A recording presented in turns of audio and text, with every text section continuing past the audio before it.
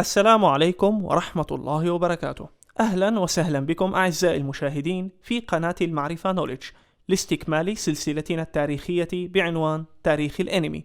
لنبدأ. لم يدم الحال طويلا في اليابان في تلك الفترة. عانت الكثير جراء مشاركتها في الحرب العالمية الأولى، وأيضا الحرب القاسية الدائرة بينها وبين الصين، فلم يستقر حال تلك الصناعة والتي كان من المستحيل أن تستمر، فلجأ القائمون عليها أن تختص فقط في تلك الفترة بمجال الدعايات للمنتجات والصناعات آنذاك. فكانت طوق النجاة لتلك الصناعة وأيضا المنبر الذي عرفت الجميع عن هذا الفن، فأصبح صيت الأنمي في العلو يوما بعد يوم، حتى جاءت الكارثة الكبرى وهي زلزال كانتو الكبير الذي حدث عام 1923 وضرب مدينة طوكيو العاصمة، وضرب أيضا الكثير من المدن الكبرى داخل اليابان، وكان له أثر شديد على توقف هذه الصناعة وجميع الصناعات الترفيهية الأخرى لفترة طويلة من الزمن.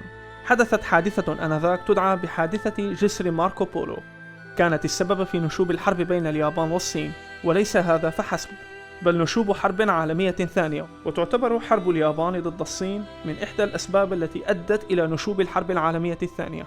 ولكن في تلك الفترة حيث دخلت السينما إلى مرحلة جديدة، حيث انتهى عصر السينما الصامتة وبدأت الألوان تضاف إلى الأفلام، ونشاهد المزيد من الأفلام الملونة في أوروبا وأمريكا، فكان لهذا الأثر بالإيجاب على صناعة الأنمي في اليابان. فقام وقتها السيد أو فوجي رائد الجيل الثاني للأنمي الياباني بصناعة أول عمل فني بالألوان، حيث قام برسم شخصيات وتلوينها ومن ثم قص تلك الشخصيات ولصقها تباعا بشكل جمالي، وأنتج فيلم لصوص قصر باغودا الذي أعاد الحياة لتلك الصناعة من جديد، ولاقى نجاحا هائلا في تلك الفترة، وكان السبب في ظهور فيلم موموتارو والبحارة المخيفون ملوك البحار، وهو أول فيلم أنمي طويل. وصلت مدة هذا الفيلم إلى 1:15 دقيقة، وقدمه السيد ميتسوي سيو كهدية للقوات البحرية اليابانية لرفع الروح المعنوية الخاصة بهم إبان وقت الحرب، ولكنه لم يستخدم بالألوان بسبب صعوبة هذا العمل مع طول الفيلم. عند انتهاء كل تلك الحروب شهدت البلاد احتلالا من دول الحلفاء إبان انتهاء الحرب العالمية الثانية، لتشهد البلاد حالة من الاضطهاد والعنف والعنصرية، حتى الرسامون لم يسلموا منها على الإطلاق. فقد جمع قادة الدول الأكثر من 100 رسام لمحاولة صنع عمل يمجد هذا الاحتلال، وأنهم يدعون إلى الديمقراطية، ولكن كان الفشل هو مصير هذا العمل، فلكل شخص من هؤلاء 100 فكره الخاص، ولم يستطع أن يتعاون مع زميله في إنشاء عمل ناجح جيد، فقررت قادة تلك الدول بإلغاء الفكرة وهذا العمل تماما. من هو واضع حجر الأساس لهذا الفن؟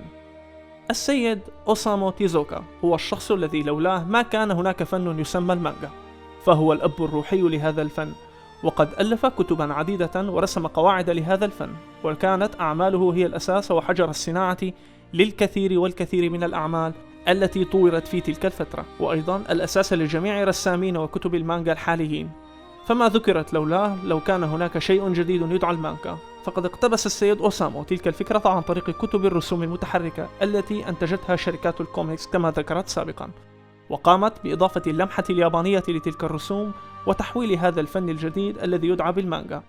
وكان أيضا صاحب الفضل في فكرة مسلسلات الأنمي، فهو منتج أول مسلسل أنمي في تاريخ الصناعة اليابانية على الإطلاق، وكانت البداية مع الشخصية المحبوبة حتى وقتنا هذا، الفتى أسترو. من منا لم يسمع عن هذا الفتى العجيب؟ ولكن هذا المسلسل كان في حلقاته الأولى يستخدم اللونين الأبيض والأسود فقط، ولم يتم استخدام الألوان في هذا العمل، ولكن قرر السيد أوسامو أن يدخل الألوان في عالم صناعته، فكان العمل التالي هو العمل الأول له باستخدام تلك الألوان، وهو كيمبا الأسد الأبيض، والذي أنتج عام 1965، أي بعد مرور عامين من إنتاج الفتى أسترو.